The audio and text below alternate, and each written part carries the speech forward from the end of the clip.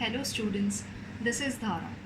Welcome to my channel. अब जो आज का लेक्चर होने वाला है वो 11th स्टैंडर्ड स्टूडेंट्स के लिए होने वाला है। We are going to study some of the concepts of organic chemistry. Okay, now before starting with the lesson एक छोटा सा डिस्क्लेमर। ऑर्गेनिक केमिस्ट्री बहुत ही वोलेटाइल सब्जेक्ट है। वोलेटाइल का मतलब ये है कि आपको उसे रेगुलरली प्रैक्टिस करना पड़ेगा। अगर आप आज ऑर्गेनिक केमिस्ट्री पढ़ रहे हो और उसके 2 दिन तक आपने ऑर्गेनिक केमिस्ट्री को हाथ नहीं लगाया, so for you it is going to be a totally new subject the third और fourth day when you open your book. Okay, तो ऐसा बिल्कुल नहीं करना है, हमें रेगुलर स्टडीज़ करने हैं। 11th स्टैंडर्ड में आपको ऑर्गेनिक केमिस्ट्री में बहुत ही लिमिटेड नंबर ऑफ चैप्टर्स हैं। ओके, लेकिन ये सारे के सारे बेसिक चैप्टर्स हैं। बेसिक चैप्टर्स इसलिए बिकॉज 12th स्टैंडर्ड में ये सारे के सारे चैप्टर्स आपको रिपीट होने वाले हैं। सारे रिएक्शंस, रिएजेंट्स, एवरीथिंग सब कुछ रिपीट होने वाला है। और यही सारी चीज़ें आपको नीट, जेई और सीईटी के लिए भी काम आएंगी। तो ऐसा बिल्कुल भी नहीं है कि 11th स्टैंडर्ड ख़त्म होते ही आप ये सारे टॉपिक्स भूल जाओगे, ये सारे कॉन्सेप्ट्स भूल जाओगे। In fact 11th standard is a foundation. Okay, तो यहाँ पे हम कॉन्सेप्ट्स पढ़ेंगे जिनके एप्लीकेशंस आपको 12th स्टैंडर्ड में करने हैं और एंट्रेंस एग्ज़ाम्स के टाइम आप ये सारी चीज़ों को अप्लाई करेंगे। ओके, तो ये तो बहुत दूर की बात हो गई। सो फ़िलहाल हम लोग बात करेंगे 11th स्टैंडर्ड के बारे में। Now before I start with my lecture, I would request all of you to subscribe to my channel, like the video and share it with all your friends. Okay, and please वो bell icon भी press कर देना so that you get notified every time I upload a new video. Now with that, I will start with the lesson that is called as Basic Principles of Organic Chemistry. Now ये जो chapter है इसका नाम ही है basic principles, यानी कि आप समझ सकते हो कि ये ऑर्गेनिक केमिस्ट्री का सबसे बेसिक चैप्टर है। इस चैप्टर में हम लोग ऑर्गेनिक केमिस्ट्री में पढ़ाए जाने वाले सारे कॉन्सेप्ट्स को टच करेंगे और उसके डिटेल्स में हम जाएंगे जब हम 12th में आएंगे या फिर नीट और JEE की प्रिपरेशन करेंगे। ओके, तो फ़िलहाल हम लोग शुरू करेंगे एकदम बेसिक चीज़ से। ना सबसे पहले तो ऑर्गेनिक केमिस्ट्री का मतलब क्या है। Organic chemistry is also known as carbon chemistry. Okay, क्योंकि आप अगर ऑर्गेनिक कंपाउंड्स को देखोगे तो सभी के अंदर आपको कार्बन मिलेगा। That is the most important element, that is the most useful element. Okay, कोई भी ऑर्गेनिक कंपाउंड चाहे वो सिंपल हो चाहे वो कॉम्प्लेक्स हो, हर एक में आपको कार्बन मिलेगा ही। ओके, इसीलिए ऑर्गेनिक केमिस्ट्री को कार्बन केमिस्ट्री भी कहा जाता है। नाउ जनरली ऑर्गेनिक का मतलब क्या होता है। ऑर्गेनिक कंपाउंड्स का मतलब होता है कि जिनका सोर्स लिविंग है, ऐसी चीज़ों को हम ऑर्गेनिक बोलते हैं। बट ये डेफिनेशन बहुत ज़्यादा एक्सेप्टेबल नहीं है because there are certain contradictions also. तो इसके लिए ऑर्गेनिक केमिस्ट्री को कार्बन के टर्म में डिफ़ाइन किया जाता है कि जिन एलिमेंट्स में, जिन कंपाउंड्स में, जिन मॉलिक्यूल्स में आपको कार्बन एलिमेंट दिखेगा या वो प्रेजेंट होगा, वैसे कंपाउंड्स को आप ऑर्गेनिक कंपाउंड्स बोलोगे। And study of those organic compounds will be done under a branch of chemistry which is called organic chemistry. Okay, now आपको सबको मीथेन पता है, correct. Methane is CH4, right. इसमें एक ही कार्बन है, but since this is a carbon containing compound it is an organic compound. Okay, then आपने DNA सुना होगा, correct. DNA is deoxyribose nucleic acid. Now DNA is made up of billions of carbon atoms. यानी कि methane एक ही carbon का बना हुआ है, DNA is made up of billions of carbon atoms. दोनों ही ऑर्गेनिक कंपाउंड्स है। नाउ कार्बन को एक यूनिक प्रॉपर्टी होता है जिसकी वजह से कार्बन इतने सारे कंपाउंड्स बना सकता है। उस प्रॉपर्टी के बारे में हम डिटेल में आगे डिस्कस करेंगे। ओके, सो ये कार्बन का एक कैरेक्टरिस्टिक है कि it can form the simplest compounds as well as it can form the complex compounds. That is why organic chemistry is also referred to as carbon chemistry. Okay, अब हम बात करेंगे, जैसे मैंने मीथेन का बात किया है वैसे हम अब कुछ और एग्जाम्पल्स के बारे में बात करेंगे और हम ये देखेंगे कि क्या क्या तरीके हैं जिससे इन मॉलिक्यूल्स को रिप्रेजेंट किया जाता है। Okay, so let us consider the next topic now, that is structural representation of organic molecules. Okay, उनको स्ट्रक्चरली कैसे रिप्रेजेंट किया जाता है अब हम ये सीखेंगे ना. स्ट्रक्चरल रिप्रेजेंटेशन का मतलब क्या होता है कि किसी भी मॉलिक्यूल को आप एकदम डिटेल में अगर रिप्रेजेंट करते हो तो उसे आप स्ट्रक्चरल रिप्रेजेंटेशन बोलोगे. उस मॉलिक्यूल का स्ट्रक्चर देखकर आपको समझ में आ जाएगा कि इसमें टोटल कितने एटम्स हैं, वो कैसे एक दूसरे के साथ कनेक्टेड हैं, वो किस तरह से एक दूसरे के आसपास अरेंज्ड हैं. ऐसे रिप्रेजेंटेशंस को स्ट्रक्चरल रिप्रेजेंटेशन बोला जाता है. नाउ फॉर एग्जांपल हम सिंपल से ही स्टार्ट करेंगे. Of course we will start with methane. Okay, now methane का अगर मुझे स्ट्रक्चरल रिप्रेजेंटेशन करना है तो how am I going to do it. Methane का मॉलिक्यूलर फॉर्मूला है CH4. When I write anything like this, इसे बोला जाता है molecular formula. Molecular formula basically gives you the total number of atoms present in a molecule. Okay, तो यहाँ पे total 5 atoms हैं. 1 of them is carbon and 4 of the atoms are hydrogen atoms. तो ये CH4 का molecular formula हो गया. अब सपोज अगर मुझे मीथेन का स्ट्रक्चर रिप्रेजेंट करना है तो how am I going to do it. Now methane का स्ट्रक्चरल फॉर्मूला कुछ इस तरह से रिप्रेजेंट किया जाएगा.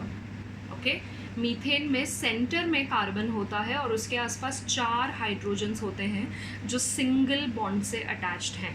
Okay, now carbon is a tetravalent element. ये आप सबको पता है, आपने 10th स्टैंडर्ड में पढ़ा है इसके बारे में. Carbon is a tetravalent element, यानी कि कार्बन का वैलेंसी 4 होता है. तो कार्बन के आसपास हमेशा 4 बॉन्ड्स ही होने चाहिए. ठीक है, तो यहाँ मीथेन में आप देखो there are 4 single bonds present around carbon atom because it is a tetravalent element. Okay, ना मीथेन के बाद जो नेक्स्ट हाइड्रोकार्बन होता है वो होता है ईथेन.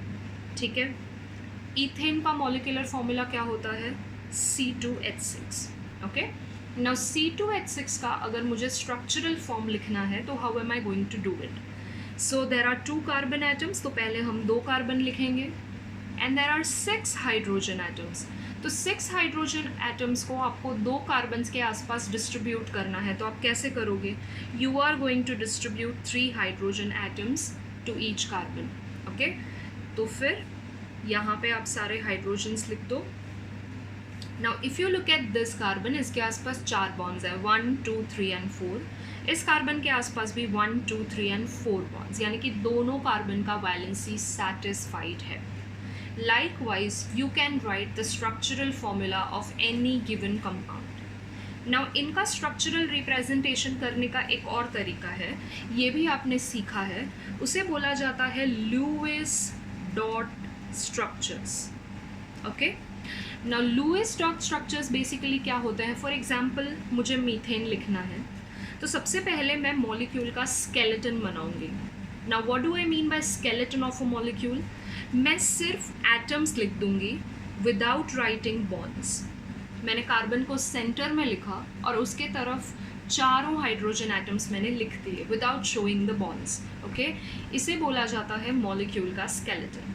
ठीक है, अब डॉट स्ट्रक्चर्स क्या होते हैं कि आपको जो इलेक्ट्रॉन्स हैं उनको डॉट से रिप्रेजेंट करना है.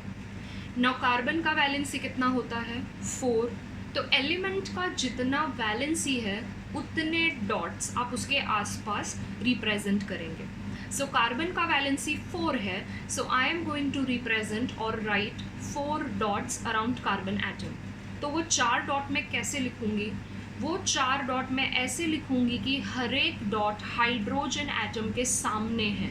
क्योंकि अगर आप यहाँ पे देखोगे तो there is a bond between carbon and hydrogen. ठीक है, तो कार्बन और हाइड्रोजन जब बॉन्ड बनाएंगे तो उसमें कार्बन और हाइड्रोजन दोनों के इलेक्ट्रॉन्स इन्वॉल्व होंगे. तो इसके लिए मैं कार्बन के जो 4 इलेक्ट्रॉन्स है वो चारों हाइड्रोजन के सामने लिखूंगी.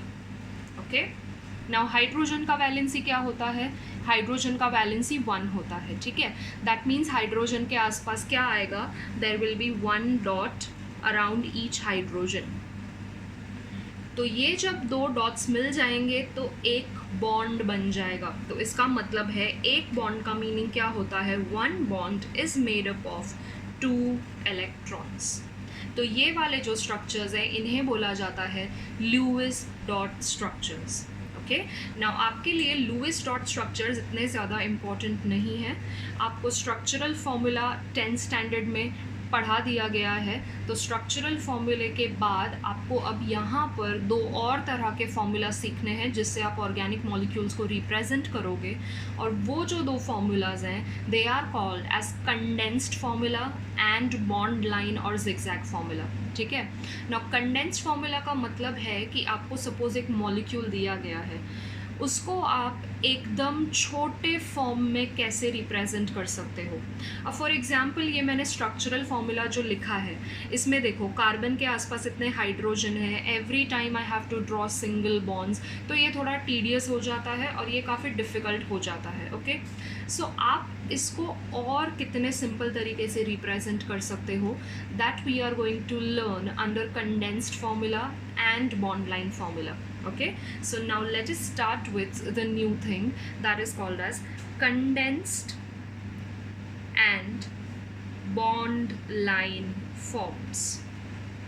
Okay, now bond line को कभी कभी zigzag formula भी बोला जाता है, so it is one and the same. Okay, now methane सबसे छोटा मॉलिक्यूल है तो उसका कंडेंस्ड फॉर्म हम और ज़्यादा नहीं लिख सकते, और उसको आप कितना कंडेंस करोगे। So we are going to start from propane. Okay, ethane भी एक छोटा मॉलिक्यूल है, so we are going to start writing the structures from 3 carbon onwards. Okay, so सबसे पहले मैं आपको प्रोपेन का स्ट्रक्चरल फॉर्मूला बता दूंगी। स्ट्रक्चरल फॉर्मूला लिखने के लिए सबसे पहले आपको मॉलिक्यूलर फॉर्मूला पता होना चाहिए। प्रोपेन का मॉलिक्यूलर फॉर्मूला क्या होता है, इट इज़ C3H8। ये मुझे कैसे पता चला? नाउ सी 10th स्टैंडर्ड में आपने सीखा है कि अल्केन्स का जनरल फॉर्मूला होता है CnH2n+2। ओके, अल्केन्स क्या होते हैं, जिनमें सिंगल बॉन्ड्स होता है। ओके, तो उनका जनरल फॉर्मूला होता है CnH2n+2। यहाँ पे जब आप n का वैल्यू 1 सब्सटीट्यूट करोगे तो आपको मीथेन मिलेगा, अगर आप n का वैल्यू 2 सब्सटीट्यूट करोगे तो आपको इथेन मिलेगा, that is C2H6। For every next member what you are going to do, आप कार्बन 1 से इंक्रीज करोगे, हाइड्रोजन 2 से इंक्रीज करोगे, that is for alkanes. Okay, carbon आप 1 से इंक्रीज करोगे, हाइड्रोजन आप 2 से इंक्रीज करोगे। तो इथेन के बाद आएगा propane, that will B C3H8। उसके बाद आएगा butane, that will B C4H10 and so on. So propane का मॉलिक्यूलर फॉर्मूला क्या हो गया, इट इज़ C3H8। अब सबसे पहले इसका स्ट्रक्चरल फॉर्मूला हम कैसे लिखेंगे, आई will right 3 carbon atoms. Okay, और यहाँ पे 3 आएंगे बिकॉज इस कार्बन के पास एक बॉन्ड था, that is why this will have 3 hydrogens ताकि उसका वैलेंसी कंप्लीट हो जाए। इस कार्बन के आसपास अगर आप देखोगे तो there are 2 bonds already, so there will be a hydrogen hydrogen 2 hydrogens. इसके पास एक बॉन्ड है, that means there are going to be 3 hydrogen atoms again. ये हो गया इसका structural formula. Now I have to write the condensed form of this. Okay, condensed मतलब इसको हम छोटे फॉर्म में कैसे लिखेंगे। नाउ ये कार्बन देखो, ये कार्बन के आसपास कितने हाइड्रोजन्स हैं, there are 3 hydrogens, so simply I can write it as CH3। ये कार्बन के आसपास देयर आर 2 हाइड्रोजन्स, ये बॉन्ड हमें लिखना पड़ेगा, so that will be CH2। And then this carbon again has 3 hydrogens, so that will be written as CH3. Okay, ये हो गया इसका condensed form या condensed formula। अब हम लिखेंगे most important one, that is called as bond line form। bond line, और this is also known as zigzag formula। ठीक है, तो zigzag फॉर्म लिखने के लिए सबसे पहले आपको क्या करना है, you check the condensed form first. ठीक है, अब कंडेंस्ड फॉर्म में आपको कितने कार्बन एटम्स दिखाई दे रहे हैं, there are 3 carbon atoms which you can see in the condensed form. Okay, 1 2 3। तो जितने कार्बन्स हैं ना, आप सबसे पहले उतने डॉट्स बना लो, 1 2 3। आप ये डॉट ऊपर भी बना सकते हो, नीचे भी बना सकते हो, but in zigzag pattern. Okay, ऊपर नीचे आपका चॉइस है। ये डॉट्स को आप कनेक्ट कर दो, ये हो गया प्रोपेन का बॉन्ड लाइन या zigzag फॉर्म। ओके, तो आपको यहाँ पे कोई कार्बन या हाइड्रोजन रिप्रेजेंट करने की ज़रूरत नहीं है। इट इज़ अंडरस्टूड कि ये जो फ्री एंड्स होते हैं, जो किसी से भी कनेक्टेड नहीं है, वो मिथाइल होते हैं, दैट इज़ CH3, और ये जो बीच में है that is CH2। So this is the bond line form. Okay, Now let us talk about the next molecule, that is butane. Butane का फॉर्मूला होता है C4H10. अब इसका स्ट्रक्चरल फॉर्म मैं नहीं लिख रही हूँ. स्ट्रक्चरल फॉर्म प्रोपेन ऑनवर्ड्स आपको क्या याद रखना है कि आपको ना सिर्फ एक एक CH2 बीच में इंक्रीज करते जाना है, बिकॉज एक कार्बन और 2 हाइड्रोजन इंक्रीज हो रहे हैं, मतलब CH2 इंक्रीज हो रहा है, करेक्ट. तो ये फॉर्मूला आएगा और यहाँ पे CH2 आएगा. Is that clear? Directly we will write condensed form. Condensed form propane का था CH3 CH2 CH3. ब्यूटेन के लिए आपको एक CH2 इंक्रीज करना है, so that will become CH3 CH2 CH2 CH3. That is C4H10, that is butane. Okay. अब bond line form लिखने के लिए count the number of carbon atoms. यहाँ पे कितने कार्बन एटम्स हैं? There are total 4 carbon atoms. तो हम 4 डॉट्स बनाएंगे in zigzag pattern, 1 2 3 and 4. Simply connect them. So this becomes the bond line form of butane. Okay. Now butane के बाद suppose I want to write the bond line form of butene. Butene है, यानी कि ये alkyne आया. Alkyne का मतलब है कि डबल बॉन्ड आएगा मॉलिक्यूल में. ओके. नाउ ब्यूटीन का मॉलिक्यूलर फॉर्मूला क्या होगा? ब्यूटेन का जो मॉलिक्यूलर फॉर्मूला है उसमें से आप 2 हाइड्रोजन्स कम कर दो. जब आप अल्केन से अल्कीन का मॉलिक्यूलर फॉर्मूला लिखते हैं तो आपको क्या करना है? 2 हाइड्रोजन्स कम करना है. और जब अल्कीन से अल्काइन का मॉलिक्यूलर फॉर्मूला लिखते हैं तो और 2 हाइड्रोजन्स कम करेंगे आप, क्योंकि अल्केन और अल्कीन में 2 हाइड्रोजन्स का डिफरेंस है. अल्कीन और अल्काइन में भी 2 हाइड्रोजन्स का डिफरेंस है. इसका मतलब है कि अल्केन और अल्काइन को अगर मैं कंपेयर करूँगी तो 4 हाइड्रोजन का डिफरेंस हो जाएगा. All right. So now I am looking at butene. तो ब्यूटेन का फॉर्मूला था C4H10, सो ब्यूटीन का फॉर्मूला हो जाएगा C4H8. ओके. अब ये C4H8 का हम मॉलिक्यूलर या कंडेंस्ड फॉर्म कैसे लिखेंगे? नाउ कंडेंस्ड फॉर्म लिखने के लिए सबसे पहले आप इसमें 4 कार्बन एटम्स लिख लो. ओके. नाउ ये ब्यूटीन है, ईन है, मतलब एक डबल बॉन्ड तो आएगा ही. अब डबल बॉन्ड आप चाहे यहाँ रखो, चाहे यहाँ रखो, चाहे यहाँ रखो, आप अपने हिसाब से कहीं पे भी रख सकते हो. ओके. सो लेट अस से I place my double bond over here. ठीक है. अब यहाँ पे ये कार्बन के पास अब कितने हाइड्रोजन्स आएंगे? इसके पास ऑलरेडी 2 बॉन्ड्स हैं और उसका वैलेंसी 4 होता है. तो 4 वैलेंसी के लिए उसके पास कितने कम हाइड्रोजन्स हैं? 2 हाइड्रोजन्स कम हैं. So I will write CH2. Okay. Now ये जो कार्बन है उसके आसपास आपको 3 बॉन्ड्स दिखाई दे रहे हैं. दैट मीन्स इसके पास 1 हाइड्रोजन और होना चाहिए. नाउ ये जो कार्बन है उसके आसपास there are 2 bonds. That means यहाँ पे भी 2 हाइड्रोजन्स आएंगे. और ये जो कार्बन है उसके पास आपको 1 ही बॉन्ड दिखाई दे रहा है. That means there will be 3 hydrogens here. अब आप total number of hydrogens count करो. So that becomes 2 and 1 3, 3 and 2 5, 5 and 3 8. Okay. अब इसका zigzag फॉर्म हमें लिखना है. तो अगेन 4 कार्बन एटम्स हैं. So I am going to draw 4 dots. I am going to connect them. और अगर आप यहाँ पे ध्यान से देखोगे तो फर्स्ट और सेकेंड कार्बन के बीच में there is a double bond. Okay. First और सेकेंड कार्बन के बीच में डबल बॉन्ड है. सो ये मेरा फर्स्ट कार्बन है, ये मेरा सेकेंड कार्बन है. मैं यहाँ पे सिंपली एक डबल बॉन्ड ड्रॉ करूँगी. ये डबल बॉन्ड आप यहाँ नीचे भी लिख सकते हो, आप ऊपर भी लिख सकते हो, आप कहीं पे भी लिख सकते हो. Okay. So this is the zigzag और bond line formula of butene. अब सपोज अगर मैंने डबल बॉन्ड इस पोजीशन पे रखा तो मेरा फॉर्मूला क्या हो जाएगा? It will be carbon carbon carbon and carbon. I am placing my double bond over here. So ये कार्बन के पास फिलहाल 1 ही बॉन्ड है. That means it becomes CH3.